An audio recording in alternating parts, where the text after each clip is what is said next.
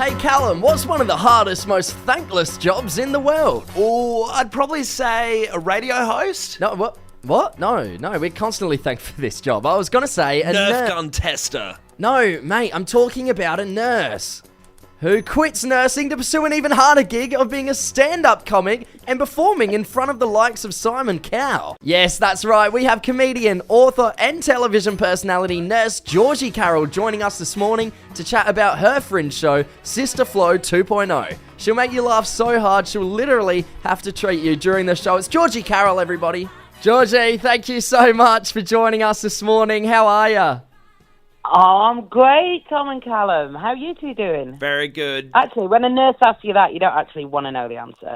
I'll just assume you're all right. Well, we have got something in common. I actually did a semester of nursing before quitting to pursue my career in comedy. Yours is going a little more successfely than mine at the moment, but there we go. We're two peas in a pod. Common. Probably more useful at a car crash than you are. Yeah. Georgie, what can we expect from this show? I mean, you have the nursing background. Are we going to be as grossed out as much as we laugh in this one? If you have ever wondered what nurses talk about on a night shift, if you ever chatted to nurses at a party and you're just like, that is a ridiculous story. That is what we're doing. So I was a nurse for 24 years. And yeah, it's just kind of anything that can happen between, I would suppose, conception and the afterlife, arguably. And belly laughs, like I want you to hurt.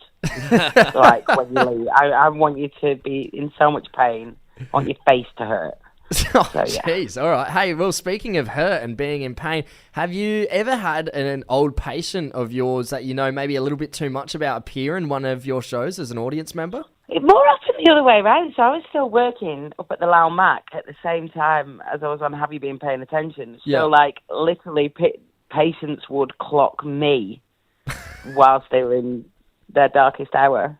I had kind of a belt rule. If it was above the belt, I'd probably say, yeah, it's me. If it was below the belt, then I'd be like, nah.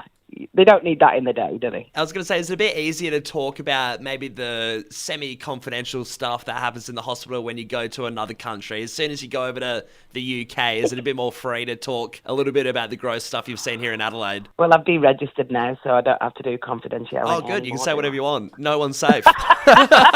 Can you tell us a bit more about your experience with Simon Cowell? What was that for? People want it to be horrible, don't they? It was the funnest thing in the world.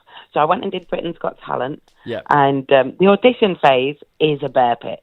Like, you go into this massive Apollo or a Palladium, and the audience have been sat there for 12 hours watching the worst pokey machine of talent ever. Mixed bag. You know, like... I was sat in the waiting room with a guy whose skill was eating nettles. Oh, you know what I mean? God, yeah. Like, the poor thing forgot his nettles, so he didn't get any yeses. Yeah, so do you still get nervous before shows, like fringe shows now? Never. What about before Britain's Got Talent, standing in front of Simon Cowell? Was there anything, when you're sitting next to the bloke eating medals, where you're like, oh, crap? No, if you sat next to someone whose talent is eating nettles, you're thinking, I actually have skills. Got this in the bag. Yeah, I've definitely got you taken. I'm not sure about that Korean dance troupe, but I've got you nailed. Yeah, but no, I never get nervous. Do you know what it feels like? I get excited. You know, like you're about to kiss somebody really hot. Yeah. That is... That's how I feel about going on stage. I'm like, oh my God. And I sit back there and I go, everybody had a wash. People got babysitters.